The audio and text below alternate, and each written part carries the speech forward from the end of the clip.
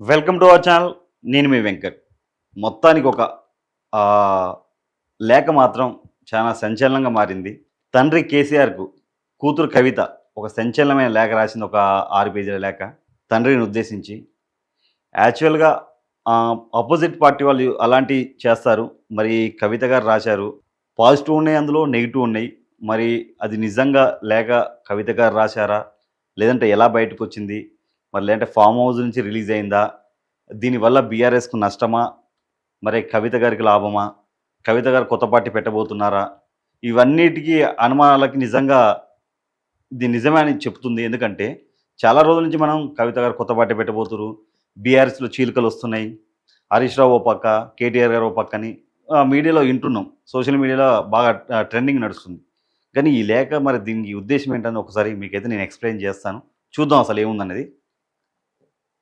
చూడండి. First, daddy congratulations on the success of the meeting. ఏదైతే మనం వరంగల్ సభ ఉందో, కేసీఆర్ మొన్న 25 years రజోత్సవ సభ పెట్టిరో దాని గురించి ఉద్దేశించి ఇది ఎప్పుడు, ఇది 2వ తారీఖు మే, 2వ తారీఖు అంటే దగ్గర దగ్గర మీటింగ్ అయిపోయాక ఆల్మోస్ట్ ఇప్పుడు 2వ తారీఖు అంటే ఈరోజు దగ్గర దగ్గర 20 days తర్వాత ఈ లేఖ బయటకు వచ్చింది. మరి ఈ లేఖను ఎవరు రిలీజ్ చేశారు? కవిత గారు ఇప్పుడు మరి హైదరాబాద్లో లేరు, అమ్మ అవుట్ ఆఫ్లో ఉన్నారు.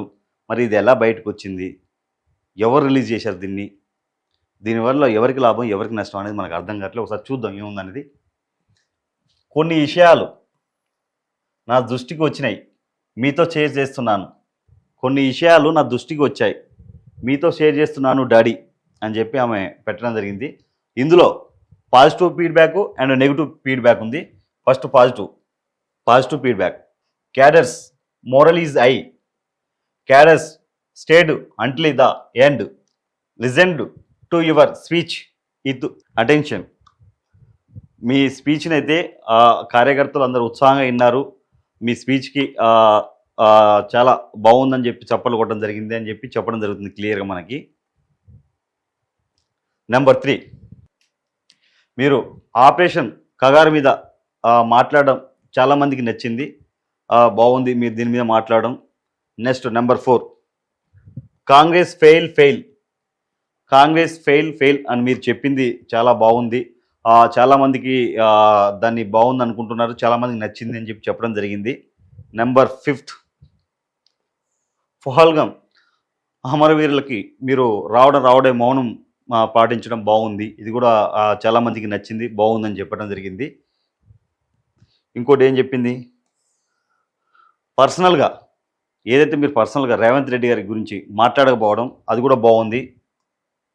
అంటే ప్రతిసారి రేవంత్ రెడ్డి మీ గురించి మాట్లాడినా మీరు రేవంత్ రెడ్డి గురించి తిట్టకపోవడం చాలామందికి ఇది బాగా నచ్చిందని చెప్పి చెప్పడం జరిగింది. ఆయన మిమ్మల్ని ఎన్నిసార్లు తిట్టినా కానీ మీరు అతని గురించి పట్టించుకోకుండా ఉండడం చాలా బాగుంది, అది మీకు ఓందాగా అనిపించింది అని చెప్పి చెప్పడం కూడా జరిగింది. నెంబర్ 7, తెలంగాణ అంటే బీఆర్ఎస్, తెలంగాణ అంటే కేసీఆర్ అని మీరు బలంగా చెప్తారని చాలామంది అనుకున్నారు. కానీ తెలంగాణ తల్లి విగ్రహం మార్చడం, తెలంగాణ గీతం విషయంలో మీరు మెన్షన్ చేస్తారని ఎదురు చూశారు. ఓవరాల్గా ఇంకొంచెం స్పీచ్ ఎక్స్పెక్టేషన్ చేశారు. బట్ క్యాడర్స్ లీడర్స్ మీరు మాట్లాడడానికి సాటిస్ఫైడ్ విత్ ద మీటింగ్, కానీ చురుకులు అంటించకుండా అంటించింది. తెలంగాణ తల్లి విగ్రహం గురించి మాట్లాడతారని అందరు ఎక్స్పెక్టేషన్ చేశారు. తెలంగాణ గీతం గురించి కూడా ఇంకొంచెం స్పీచ్ ఎక్స్పెక్టేషన్ చేశారు, మీ గురించి ఇంకొంచెం వస్తుందని, దీని గురించి మీరు మాట్లాడతారని. అంటే చెప్పకనే చెప్పింది గిల్లినట్టు. నెంబర్ 8, డాడీ పోలీసులకు వార్నింగ్ కూడా విల్ రిసీవ్డ్.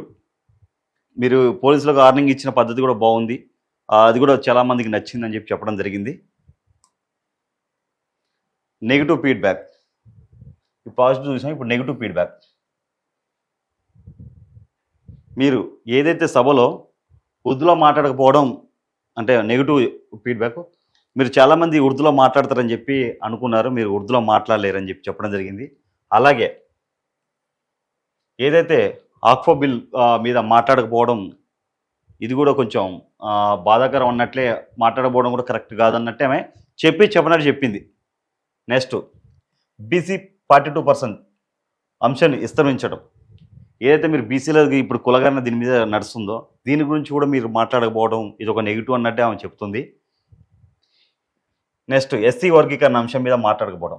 ఏదైతే ఎస్సీ వర్గీకరణ ఇటు ఈ రెండు బీసీ ప్లస్ ఎస్సీ వర్గీకరణ ఈ రెండు హాట్ టాపిక్లు. ఎస్సీ వర్గీకరణ అంశం మీద మీరు మాట్లాడకపోవడం కూడా కొంచెం ఇది నెగిటివ్ లాగానే ఉన్నది అన్నట్టు మాట్లాడింది. ఇంకోటి ఇంత పెద్ద మీటింగ్కు మళ్ళీ పాత ఇన్ఛార్జీలను ఇవ్వటం, ఇంత పెద్ద మీటింగ్కి మళ్ళీ పాత ఇన్ఛార్జీలను ఇవ్వడంతో వాళ్ళు పాత పద్ధతిలోనే తెలంగాణ ఉద్యమకారులకు సదుపాయాలు కల్పించలేదని ఫీడ్బ్యాక్ కొన్ని విషయాలు కొన్ని నియోజకవర్గాలు వచ్చిందని చెప్పి చెప్తుంది. చెప్పగానే చెప్పింది ఏంది అంటే ఉద్యమకారులు ఏదైతే ఉద్యమకారులు పోరాటం చేశారో అమరవీరులైన ఉద్యమకారులకు మళ్ళీ అవకాశం లేదు, ఉద్యమకారులను పట్టించుకోలేరు అన్నది ఇది ఒక తప్పులాగానే కవిత గారు చెప్పడం జరుగుతుంది క్లియర్గా. ఎందుకంటే ఆ ఉద్యమకారులకు ఫీడ్బ్యాక్ కొన్ని నియోజకవర్గాల నుంచి వచ్చినట్టు తెలిసింది. మళ్ళీ పాత ఇన్ఛార్జీలకు local bodies elections B forms party ఇస్తుందని ఇన్ఛార్జీలు చెప్పుకుంటున్నట్లు కొన్ని దగ్గర నుంచి తెలుస్తుంది. లోకల్ బాడీస్తో సర్పంచులుగా పోటీ చేయాలనుకునే వాళ్ళు రిలాక్స్డ్గా ఉన్నారు, కానీ ఎంపీటీసీ రిలాక్స్గా ఉన్నారు.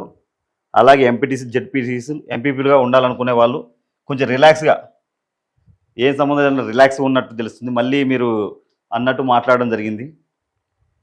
ఇన్ఛార్జ్ నుండి కాకుండా రాష్ట్ర పార్టీ నుండి డైరెక్ట్గా బీఫామ్ ఇవ్వాలని కోరుకుంటున్నాను. ఏదైతే మళ్ళీ పాత ఇన్ఛార్జ్ ఏదైతే గతంలో చేసిరో అదే అలాంటివి చేయకుండా ఇన్ఛార్జ్ నుండి కాకుండా ఏదైతే రాష్ట్ర పార్టీ ఉందో పార్టీ నుండి డైరెక్ట్గా ఎవరి మధ్యలో డైరెక్ట్గా బీఫామ్ ఇస్తే మంచిది అన్నట్టు ఆమె చెప్తున్నారు.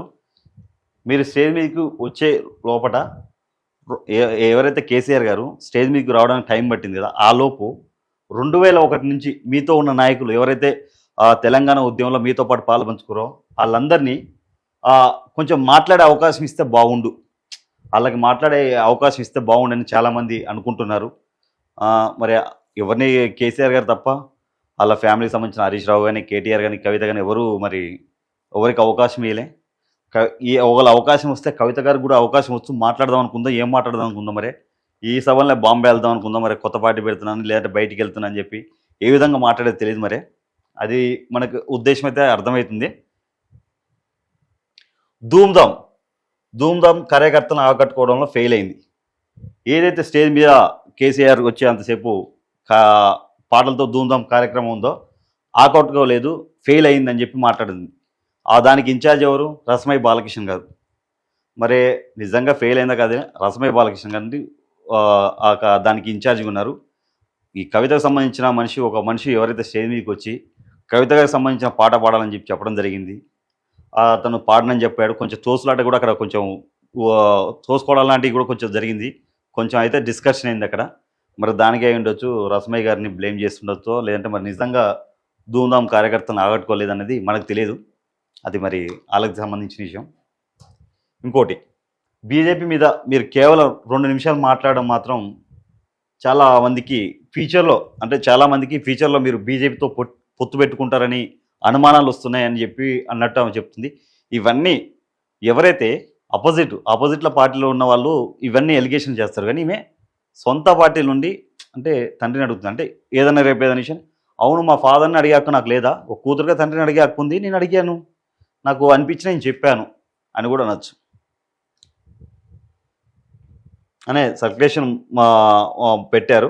తర్వాత ఇంకోటి పర్సనల్గా నాకు కూడా ఇంకా బలంగా మీరు మాట్లాడాలని ఉండే, నేను సఫర్ అయ్యాను కదా అందుకని కావచ్చు, బట్ ఇంకొంచెం మీరు బీజేపీని టార్గెట్ చేయాల్సింది, ఇంకొంచెం మీరు బీజేపీని టార్గెట్ చేయాల్సిందేమో డాడీ అని చెప్పి చెప్పడం జరిగింది.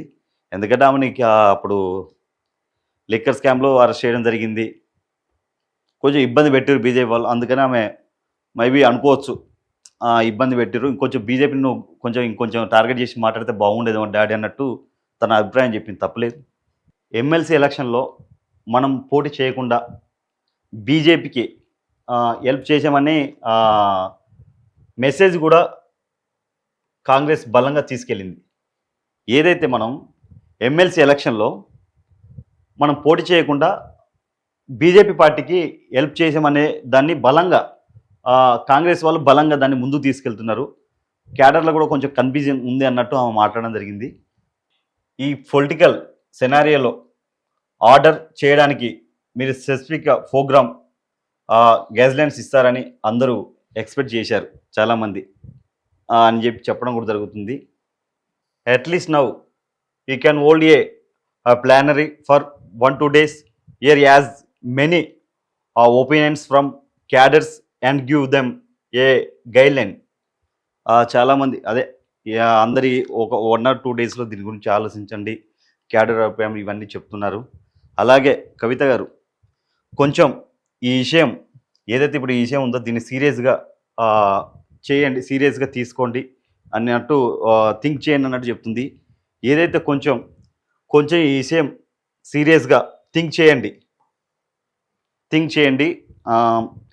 Sorry for a long letter daddy ఇంత పెద్ద లెటర్ రాసినందుకు సారీ అన్నట్టు కవిత గారు చెప్తున్నారు. మరి కేసీఆర్ గారికి చదివి వినిపించేవాళ్ళు చాలామంది ఉంటారు, పెద్ద దానికి ఏం ప్రాబ్లం ఏం లేదు. కానీ అసలు కవిత గారు బయట క్యాడర్కి ఏం మెసేజ్ ఇవ్వాలనుకున్నారో క్లియర్గా అర్థమైంది. అసలు అంటే గిచ్చి గిల్లనట్టు, చెప్పి చెప్పనట్టు, తిట్టినట్టు క్లియర్గా ఇక్కడ మనకి ఈ లెటర్లో చూస్తే అర్థమవుతుంది.